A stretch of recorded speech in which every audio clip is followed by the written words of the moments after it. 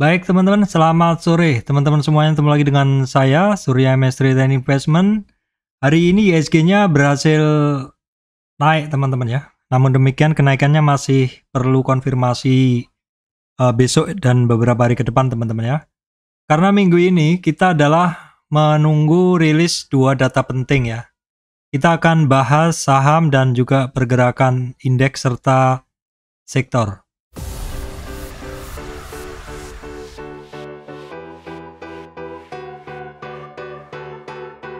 Oke baik teman-teman, kita akan masuk langsung ke bahasan ya. Ini adalah kondisi pergerakan IHSG hari ini, bahwa IHSG itu sempat sentuh atau breakdown dari support candle sebelumnya teman-teman. Ya, sebelumnya saya akan sampaikan dulu ke teman-teman bahwa kalau kemarin saya itu menggunakan Fibonacci yang ini teman-teman. Kalau kemarin saya menggunakan Fibonacci yang ini, di mana ini adalah untuk mencari support dari IHSG dalam jangka yang lebih panjang ya. Bahwa ini adalah untuk mencari support IHSG dalam jangka yang lebih panjang, di mana kalau kita menggunakan jangka yang lebih panjang ini, yaitu dari sekitar Juli 2022, swing low-nya di sini ya. Dalam tren naik ini IHSG-nya sampai tertingginya di 7377 teman-teman. Itu kalau ini kita gunakan sebagai swing high-nya, maka support pertama dari IHSG itu ada di kisaran 7181 di sini. Itu adalah di 23,6 retracement support pertama.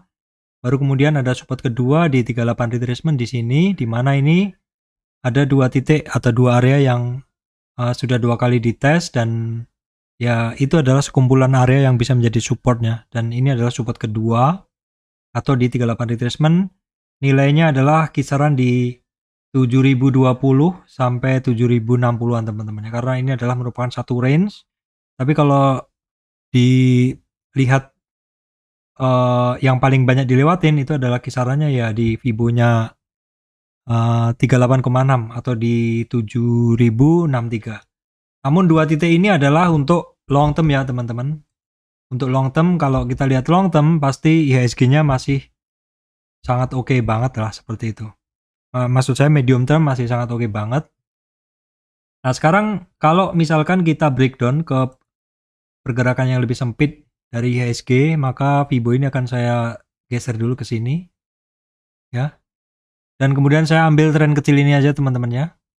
Maka seperti ini, maka pergerakan dari IHSG kemarin yang mana bisa breakdown dari 7238, maka ada target penurunan dari IHSG ke 61,8 retracement untuk supportnya.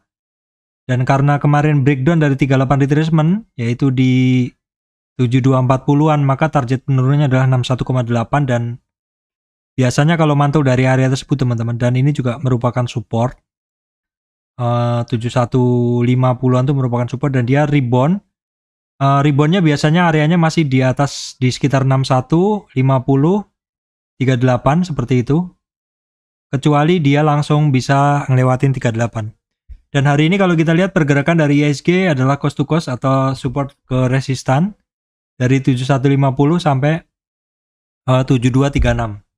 Dan bentuk candlenya adalah doji, artinya butuh konfirmasi besok akan seperti apa pergerakannya.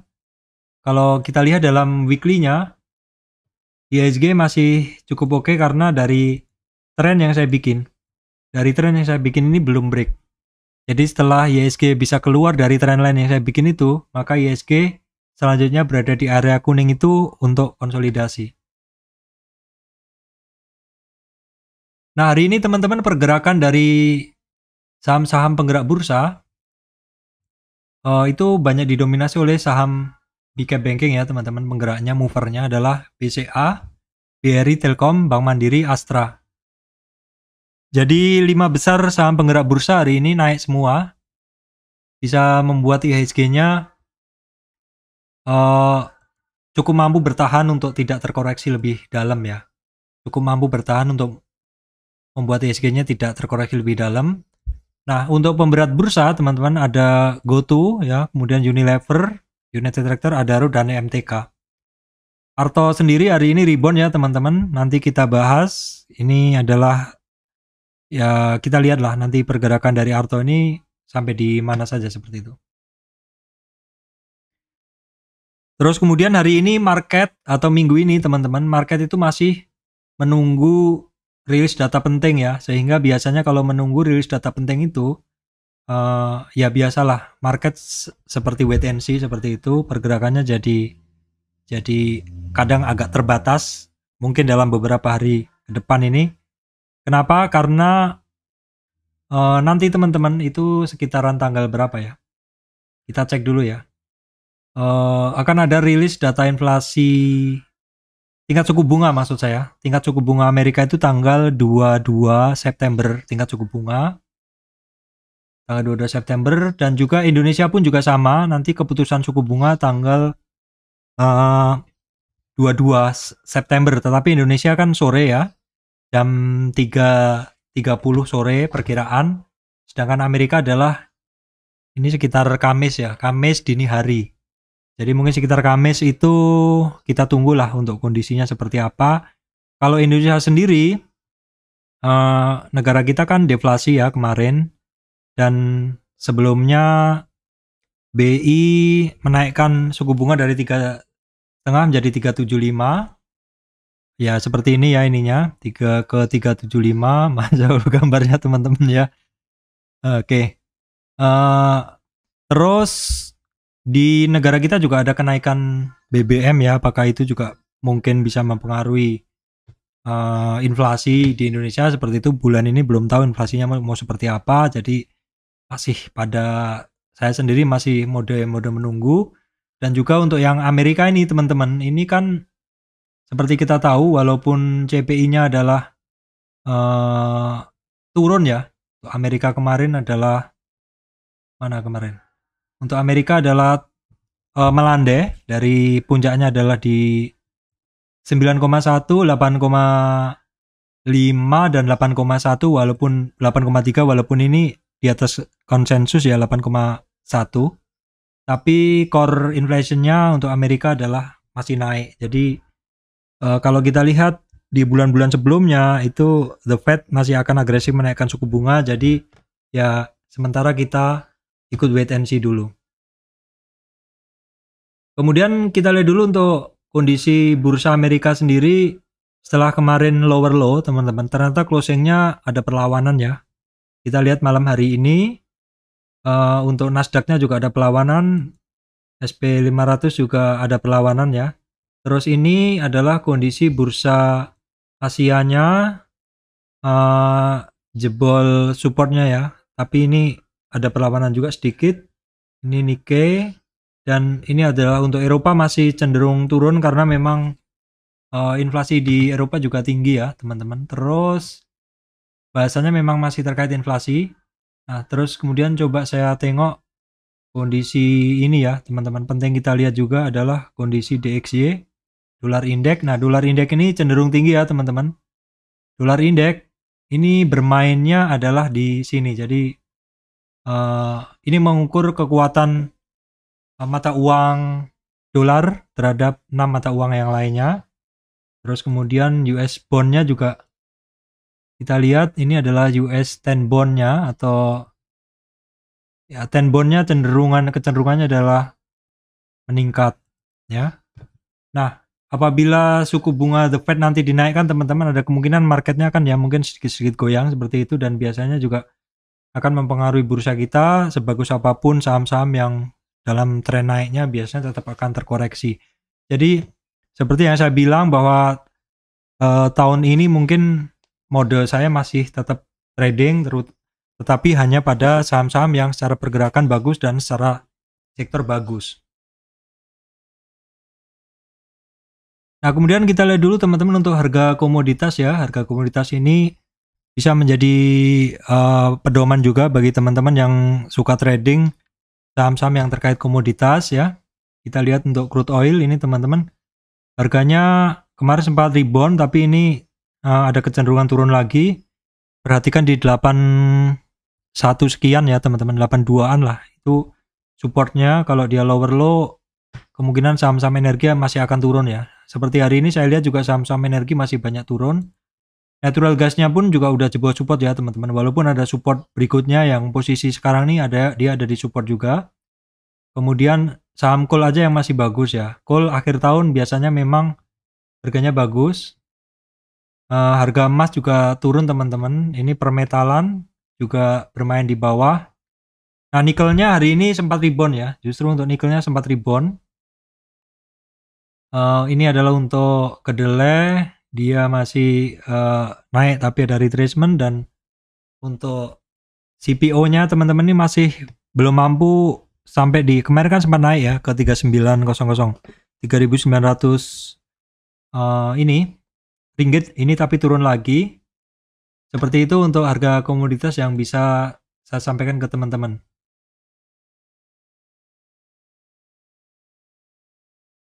Kemudian teman-teman kita lihat hari ini adalah rilis ini ya, rilis structured warrant atau warrant terstruktur untuk hari pertama. Saya kemarin baru ngebahas tentang logikanya teman-teman untuk membawa teman-teman yang sama sekali belum pernah memahami tentang warrant seperti itu. Namun demikian saya belum membahas yang lebih detail, yaitu yang karena memang di warrant ini detail, warrant terstruktur ini juga detail. Warrant terstruktur ini kalau saya dulu pernah trading di option ya di New York Stock Exchange sekitar tahun 2008, model-modelnya sama, istilah-istilahnya juga sama, cuman perbedaannya kalau di option Amerika itu kan sudah lama ya, udah banyak pilihan seperti itu, nggak cuman satu. Nah, kalau yang hari ini itu kan structured warrant-nya sendiri baru ada 3 ya. Ada Roe, Berry, dan Unilever. Nah, saya sendiri masih testing aja ya teman-teman. Karena apa? Karena warrant terstruktur yang baru dibuka ini adalah baru call. Sedangkan sebenarnya saya justru tertariknya adalah apabila ada put. Ada put ya. Saya lebih tertarik apabila ada put. Alasan saya adalah begini teman-teman. Alasan saya adalah kalau put itu adalah hak jual untuk menjual pada harga yang lebih tinggi. Sehingga misalkan yang di bagian atas ini adalah saham Indo. Ya, ini saham Indo ya teman-teman. Yang di bagian atas ini saya tulis sebagai Indo atau underlying ya. Ya, underlying. Yang di atas adalah underlying. Nah, jadi kalau harga sahamnya naik, saya punya barangnya ya. Misalkan saya punya barangnya di sini dan sahamnya naik, ya saya untung. Tetapi kalau yang saya maksud tadi adalah sebenarnya yang pengen saya coba adalah put, tetapi put di sini kan belum ada. Nah, put ini sebenarnya berkebalikan dari kondisi saham yang naik. Jadi put ini adalah hak untuk menjual pada harga yang lebih tinggi. Jadi misalkan saya beli suatu saham ya, saya beli saham ini misalkan. Jadi saya beli saham yang naik ini di sini.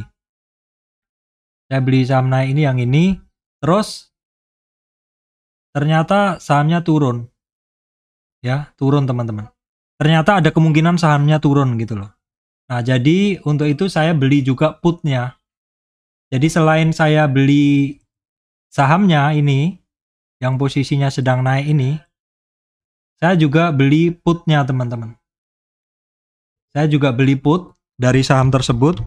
Nah, fungsinya adalah untuk hedging position saya. Sehingga ketika sahamnya ternyata turun, otomatis kan posisi saya yang ini kan rugi teman-teman. Tetapi di sini saya ya mungkin nggak mau cut loss atau mau long term hold, dan saya menyadari bahwa sebenarnya trennya dia masih bagus seperti itu. Cuman saya mau dapat keuntungan 2 posisi teman-teman. Selain dari saham yang naik ini, maka ketika turun saya juga mencoba untuk posisi put atau membeli put ya. Membeli put itu artinya misalkan dari put ini nanti ada hak jual boleh jual di sini. Ketika harganya turun ke bawah kan nanti harga turun ke bawah ke sini semakin turun maka nilainya putnya akan semakin positif seperti itu. Karena put adalah hak untuk menjual pada harga kesepakatan atau harga exercise di sini misalkan. Sehingga ketika dia semakin turun, misalkan di sini adalah 1000, saya nggak bisa tulis ya di sini. Misalkan di sini adalah 1000 dan di sini 500, maka saya tidak harus menjual di 500, tapi saya menjualnya di 1000 karena saya udah beli put. Ini sebenarnya yang lebih saya cari ketika market akan membuka yang namanya option atau struktur waran terstruktur. Namun demikian ini ternyata belum ada. Ya, jadi sementara untuk waran terstruktur saya masih mode melihat-lihat saja teman-teman ya, karena sehingga jadi saya nggak bisa hedging position dong gitu loh, karena yang ada sekarang adalah saham ya, yang kedua adalah call. Ya, ini sahamnya, ini waran terstrukturnya. Waran terstrukturnya atau ini adalah call-nya. Call adalah hak untuk membeli pada satu harga tertentu teman-teman. Harganya mana? Misalkan harga exercise-nya di sini.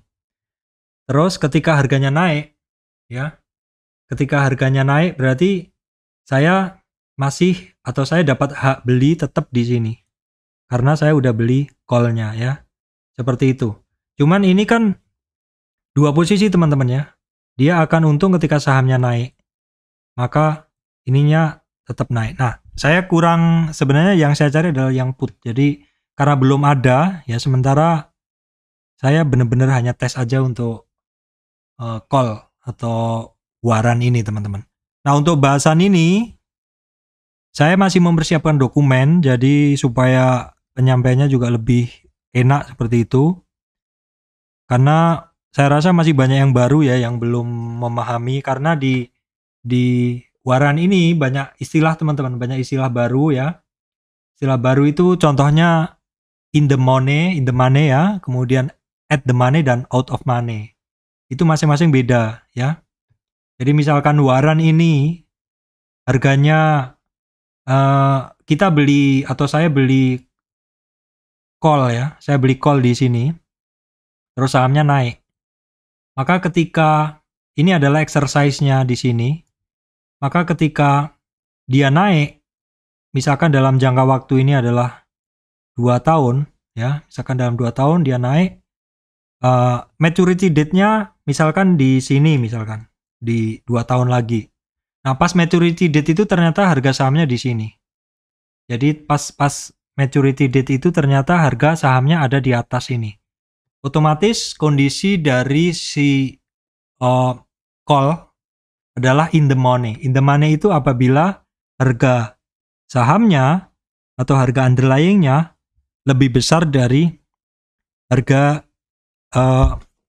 strike price atau harga exercise. Sehingga ketika dikurangkan terjadi selisih plus atau terjadi kelebihan lah seperti itu. Sehingga call-nya untung. Tetapi apabila harga sahamnya atau underlying-nya itu sama dengan harga exercise-nya, apabila dikurangkan adalah 0, maka call-nya akan tidak mendapat keuntungan. Itu adalah at the money. Dan out of money, apabila ternyata dari call yang kita beli, yang seharusnya naik dia akan untung, dia ternyata turun dan turun, sehingga harga sahamnya adalah lebih rendah dari harga exercise-nya. Itu adalah out of the money, dan si pemegang dari call pada jatuh temponya nanti maturity date-nya dia akan rugi semua sebesar call yang dibeli. Kira-kira seperti itu. Kalau yang sudah memahami saya rasa mudah, tapi kalau yang belum saya harus memberikan analogi yang pelan-pelan seperti itu. Tapi semoga teman-teman memahaminya. Anyway, mungkin bila bahasan tentang waran ini masih belum memuaskan, silahkan di skip aja dulu ya teman-teman. Oke, baik teman-teman. Saya akan lanjutkan ya bahasan ke sektor-sektor ya. Saya akan lanjutkan ke bahasan saham-saham maksud saya. Ini adalah saham-saham yang kemarin ya teman-teman. Ini adalah saham-saham yang kemarin udah saya bahas. Nah, seperti biasanya saham-saham yang saya bahas ini akan saya cek lagi. Apakah masih ada potensi dari saham-saham tersebut teman-teman? Apakah masih ada potensi dari saham-saham tersebut? Nah, saham ini kemarin adalah sekitar 26 saham. Biasanya akan saya pilih mana yang masih bagus, ya, mana yang masih bisa dipertahankan atau mungkin mana yang sudah harus kita keluarkan seperti itu. Nah, dari saham-saham ini teman-teman, Indosemen, SMGR, SMBR, BSDE, Pakuwon, dan lain-lain ini sampai ke bawah ini. Ternyata ada beberapa saham yang masih bagus ya teman-teman. Kita coba akan tengok. Nah, yang pertama Indosemen ya teman-teman. Indosemen ini seperti yang saya bilang bahwa Indosemen ini kita masih akan melihat ya. Kita masih akan melihat. Kenapa? Karena Indosemen ini di 23,6 retracement nih teman-teman. Ini sudah dites berapa kali? 1, 2, 3 teman-teman. Dan kondisi dari sahamnya sendiri ini adalah ngebentuk satu higher low. Artinya kecenderungan dia adalah pelan-pelan naik dan di bagian atasnya ini resistannya masih flat. Kita coba lihat untuk pergerakan dari si Indosemen ini hari ini, dorongan volumenya bagaimana. Hari ini asingnya sih masih masuk ya, cuman hari ini tipis. Dorongan volumenya ya hari ini ada tapi nggak begitu signifikan. Berarti kita masih menunggu dulu dia mampu break atau enggak. Dia mampu break atau enggak. Idealnya adalah ketika break dia harus ada volume yang besar ya teman-teman. Nah, secara weekly dia memang ketemu resistan. Secara weekly memang dia ketemu resistan yang sekarang ini kondisi chartnya seperti ini ini karena tarikan saya sama ya teman-teman. Jadi hasil dari resistannya juga sama. Jadi intinya memang ini barang lagi ketemu resistan dan kalau saya sih kalau satu saham yang ketemu resistan ini saya akan tunggu dulu ya. Apakah dia breakout atau enggak seperti itu. Kalau enggak ya saya kalau ngambil tetap di bawah seperti itu. Kita lihat dulu untuk pergerakan dari si ini buyer sellernya dari ini teman-teman. Kita lihat dulu kondisi buyer sellernya dari ini ya. Coba kita cek dulu teman-teman, ini kok nggak pas ya. Dari Indosemen kondisinya adalah seperti ini. Ya kita lihat Indosemen ini hari ini 45% buyernya beli di over ya. 55% sellernya jualnya di bid ya. Kita akan tengok dulu ininya. Hybrid berikutnya adalah SMGR teman-teman ya. SMGR seperti ini kondisinya. Hari ini SMGR berlanjut naik lagi ya teman-teman. Hari ini berlanjut naik lagi dan di harga sekarang ini teman-teman. Di harga sekarang ini SMGR sebentar sambil saya cek dulu. Sebentar teman-teman saya cek dulu. Di harga sekarang ini teman-teman SMGR ini ketemu 50 retracement. Ini kita tunggu saja karena kemarin-kemarin juga dia ketemu 50 retracement ini balik arah. Bahkan ketika dia di area 50 retracement di sini ini sempat berapa hari nih? 5 hari bursa lebih loh teman-teman. Sempat breakout sedikit tapi nggak berhasil. Ya. Dan kalau misalkan dia besok di 50 ini nggak mampu lagi, ada kemungkinan dia akan model sideways lagi. Apakah seperti itu teman-teman? Kita lihat saat ini konstruksinya aja udah pada bergerak kan, konstruksi kalau bergerak dia perlu semen. Jadi sepertinya kita menarik kita pantau pergerakan dari persemenan ini. Nah, SMGR sendiri teman-teman hari ini dia berhasil ngelewatin MA200. Which is MA200 ini sebelumnya di sini juga di hijau ini MA200-nya dia cuma 2 harian aja di tes. Ini baru hari pertama. Apakah besok mampu ngelewatinya? Kita lihat dulu. Sayangnya dorongan volumenya juga belum ya teman-teman. dorongan volumenya belum kenceng, padahal volume ini diperlukan untuk mendorong kenaikan dia. Nah, dalam weekly-nya dari Indosemen seperti ini, coba saya tarik trennya, ini belum ada penembusan tren turun ya teman-teman. Artinya dari tren ini yang saya tarik ini, dia nggak ada turunnya, nggak ada breaknya gitu loh. Nggak ada penembusan trennya gitu loh. Tapi ini menarik untuk ditunggu dalam weekly. Kenapa? Karena once dia bisa break, ini sepertinya menarik seperti itu. Coba saya tarik ya, ini dalam tren dia ini aja. Ini kalau di dalam tren kecil ini kan dia udah lewat 50 retracement. Jadi saya pakai separuh aja. Candle resistan di 7150, nanti 7460 ya. Target sementara ke 79 teman, 8 ribuan. Itu untuk SMGR. Nah, pergerakan dari SMGR volumenya kan tadi kurang ya ini. Volumenya sih ya ada volumenya nempel di rata tapi belum signifikan banget. Nah, untuk asingnya juga hari ini kecil ya masuknya ya. Masih sepertinya masih wait and see juga. Kita lihat dulu untuk kondisi pergerakan buyer sellernya dari si SMGR ya. SMGR. Nah, seperti ini teman-teman, ini adalah kondisi pergerakan dari SMGR. 64% buyernya itu membeli di over ya. 64% buyernya membeli di over, sehingga sisanya 36 itu jualnya di bid ya. Dia jual di bid. Jadi dominasi buyernya masih mendominasi dengan hajar kanan di over ya. Kemudian ini SMBR teman-teman. SMBR ini berikutnya SMBR ya. SMBR itu dia ketemu resistan juga. Resistan ya. Cukup oke tapi masih ketemu resistan ya.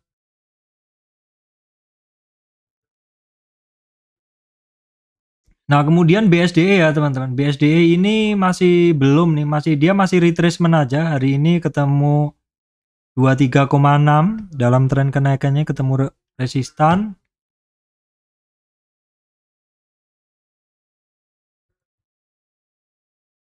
Kemudian kita tengok Pakuwon ya. Pakuwon juga masih belum ya. Dia rentang geraknya antara 50 sampai 61 retracement. Jadi ya ini benar-benar ya tadi sentuh support 507 sampai resistannya 525. Artinya memang hari ini nggak kemana-mana seperti itu. Hari ini pergerakannya dia nggak kemana-mana. Volumenya dari Pakuwon, asingnya masih banyak keluar teman-teman. Volumenya ini juga cukup kecil. Kemudian ini adalah untuk ASRI ya. Untuk ASRI juga hitungannya dia nggak kemana-mana karena konsolidasi masih berlangsung nih dalam 5 hari bursa ini. Kita lihat volume dari ASRI ya. Volumenya kecil sih. Untuk asingnya juga masih masuk tapi kecil. Kemudian untuk base juga sama retracement tapi masih retracement atau konsolidasi tapi masih kecil ya. Wait and see ini rata-rata seperti itu. Ini untuk SSIA yang kemarin saya bahas ya. Nanti saya beri simpulan kok teman-teman. SSIA-nya dia masih di supportnya dia di 357.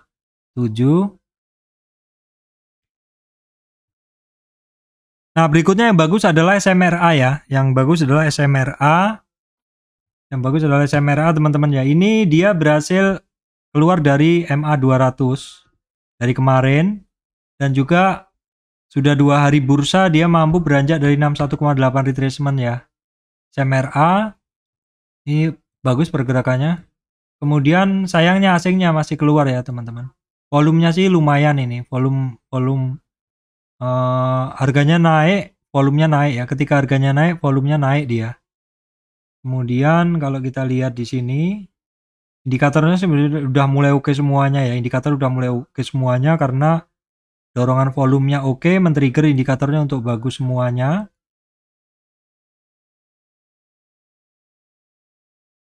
SMRA ya, kita cek dulu untuk harga dari SMRA sekarang. SMRA. Ini adalah komposisi buyer sellernya, teman-teman bisa ngelihat dominasi seller yang ngejual di bid masih lebih besar ya. Jadi yang hajar kanan itu hanya 44%. Oke, berikutnya CTRA ya teman-teman. Ini saya pilih yang bagus-bagus saja. CTRA sebenarnya juga masih bagus ya, karena dia tidak terkoreksi lebih dalam. Ini kan dia hanya sampai di ya memang tadi sempat break support ya, 78-nya di 1070, tapi ini bisa berhasil closing di atasnya itu. Kita lihat dulu di dalam weekly-nya lebih jelas ya, bahwa dia sekarang itu kisarannya di atas 50 retracement. Dia cukup mampu bertahan weekly-nya dan udah keluar dari trend line ini ya, resistan trend line ini. Cukup oke pergerakannya, ini tinggal nunggu kondusif aja sih sepertinya. Nah terus kemudian untuk pergerakannya ya, karena apa? Karena sektor properti ini masih kaitannya dengan suku bunga ya teman-teman. Suku bunga, inflasi, suku bunga itu sektor-sektor yang terkait masih properti, kemudian perbankan seperti itu. Nah, kemudian kita lihat dulu untuk volumenya hari ini kan oke ya. Ini masih SMRA ya, CTRA maksud saya. CTRA ya, ini CTRA. Ini jadi saya update.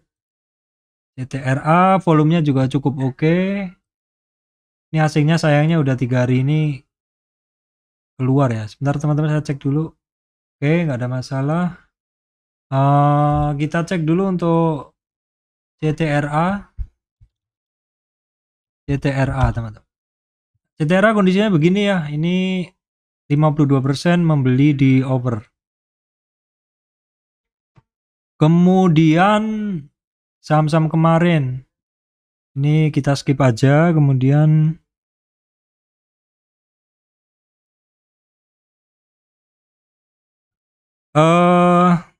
apa lagi nih teman-teman? Oh ini yang sektor konstruksi, Adikarya, Wika, PTP, WSKT. Ini rata-rata masih pada bertahan ya. Artinya pada ketemu di resistan. Ini saya satuin aja. Adikarya ketemu resistan masih bertahan nih udah 4 hari bursa. Jadi nggak naik juga nggak turun. Kalau Wika sendiri kan sebenarnya hari ini dia advance. Cuman ya masih closingnya masih kembali lagi. Artinya ya ceritanya sama dengan Adikarya tadi. Dia ketemu resistan lah seperti itu. Adikarya, Wika, PTPP juga sama ceritanya ya. Waskita ini masih pada ketemu resistan juga ya. Terus ini Wijaya Karya Beton juga sama ya. Jadi pergerakannya setelah kemarin naik ini dia ngebentuk satu konsolidasi seperti itu. Kemudian untuk Crush sebenarnya hari ini dia tadi sempat ngelewatin 50 retracement ya teman-teman, Crush. Namun demikian closingnya itu kembali lagi seperti itu. Dan Steel Pipe Industry bidang yang sama juga, sama-sama ketemu resistan. Jadi ini sepertinya sektor-sektor konstruksi baja ini menunggu sesuatu ya teman-teman. Semen ini masih nggak terkoreksi lebih dalam, tapi juga nggak naik lebih tinggi seperti itu. Kemudian LPPF balik arah ya. Nah teman-teman ini bisa perhatikan ini untuk MNCN ini sudah 2 hari ada up dan hari ini cross up MA3 dan 5 ya teman-teman. Cross up MA3 dan 5. Ini termasuk yang saya bilang ini tolong diperhatikan, ada cross up MA3 dan 5-nya. Terus kemudian kita lihat dulu untuk asingnya udah 2 hari ini masuk ya. Sebelumnya kan banyak keluar tuh asingnya. Nah, pergerakan volumenya kita lihat dulu. Volumenya sayangnya kurang ya. Volumenya sayangnya kurang. Nah, berikutnya adalah auto ya teman-teman. Auto hari ini melanjutkan kenaikannya. Jadi setelah hari Jumat kemarin tuh berhasil ngelewatin 50 retracement-nya yang kuning ini. Jumatnya naik, sempat keluar dari jalur uptrend price channel ini, melewati resistan dari uptrend price channel. Terus lanjut, hari ini lanjut lagi teman-teman. Coba kita lihat dalam weekly-nya. Nah, weekly-nya itu berhasil ngelewatin 1314, resistan ada di 1400-an ya. Pergerakan volume dari ini Astra Auto, volumenya kencang ya, hari ini luar biasa. Asingnya juga masih masuk terus. Terus kita tengok dulu untuk auto di sini. Auto ya. Auto pergerakannya adalah seperti ini teman-teman.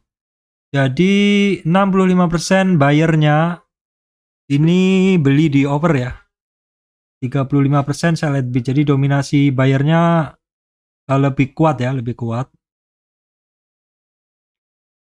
Itu aja sih sebenarnya teman-teman yang bagus dari sektor-sektor yang saya bahas itu. Lainnya sih nggak ada ya, ini karena MTK juga masih balik arah lagi ya, BP juga masih seperti itu. Sementara itu untuk bahasan saya, Arna pun juga masih balik arah seperti itu. Nanti akan saya berikan update untuk saham-saham yang lain ya teman-teman. Oke, demikian dari saya, Surya MS Trade and Investment. Terima kasih teman-teman semuanya.